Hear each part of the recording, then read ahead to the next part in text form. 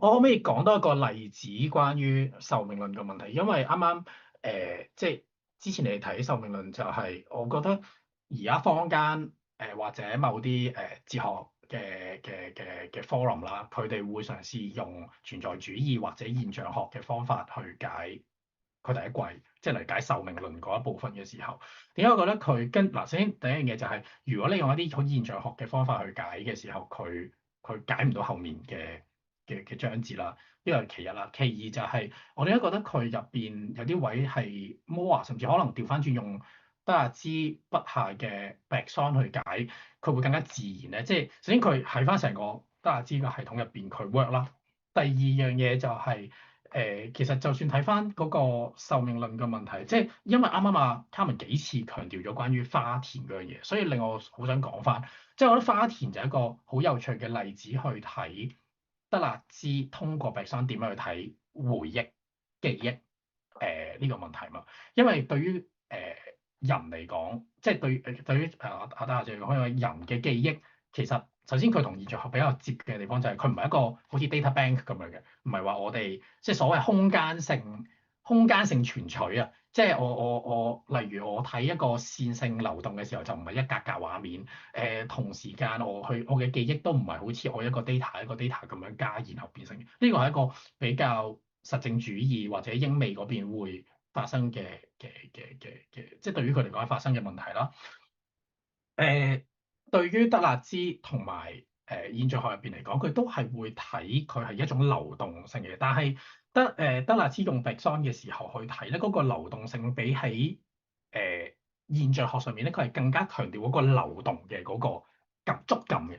即係當現象學好仔細拆分乜嘢叫做 protension、retention，即係投射、回溯呢啲咁樣嘅問題嘅時候咧。其實德勒茲用翻白森去睇呢個時間嘅流動嘅時候咧，佢係翻去一種好經驗入邊度，我點樣一路去嘅嗰個過程。我唔係要通過我某一，即係連呢一個定低落嚟會去仔細望翻究竟乜嘢叫做追溯定係向，即係投射定係追溯嘅呢一個過程咧，都已經太過理性對於佢嚟講。嗰個睇記憶嘅過程，嗰個記憶本身就係有一種。咁樣你好似自己個經驗入邊，我投身喺嗰度，然後我一路經驗住嗰樣嘢，一路咁樣流動住，然後留低落嚟嘅嗰個記憶。咁當我哋回溯一個記憶嘅時候咧，其實我唔單止淨係去記得翻或者我存取翻某一個情節，而係通常係因為有啲嘢令我突然間諗起啦，然後令我突然間諗起嘅嗰個位咧，我係同時間再去。我可以話佢再點樣講，再去活多佢一次啊！即係你再活多佢一次嘅時候咧，呢個亦都係會由頭先嗰個 recollection 嘅嗰個狀況出現咯，就係我再活多佢一次嘅時候咧，但係可能有啲嘢咁我掛住某個，我特登去回想啦，亦都可能係因為有啲嘢突然間翻嚟，例如花田嗰件事突然間翻嚟，咁我跟住咧就會我就會記得翻有呢件事啦。但我再記得翻嘅時候，嗰個差異感就會出現啦。因為個差異感就我再活嘅時候咧，我唔係只係活緊喺我過去嘅記憶，而我同時間我通過呢個記憶，我亦都係望緊呢一個 moment 入邊發生緊咩事。所以入邊嗰個咧，好意識流嘅狀況咧，佢唔係只係因為我哋一諗起某啲嘢喎，嗰個 flashback 喎，而後呢個 flashback 咧，亦都係同呢個生活嘅嗰個流程咧，又繼續重疊住一齊呢個 flow。咁而呢兩種 flow 一齊重疊嘅嘢咧，對於佢嚟講就係成個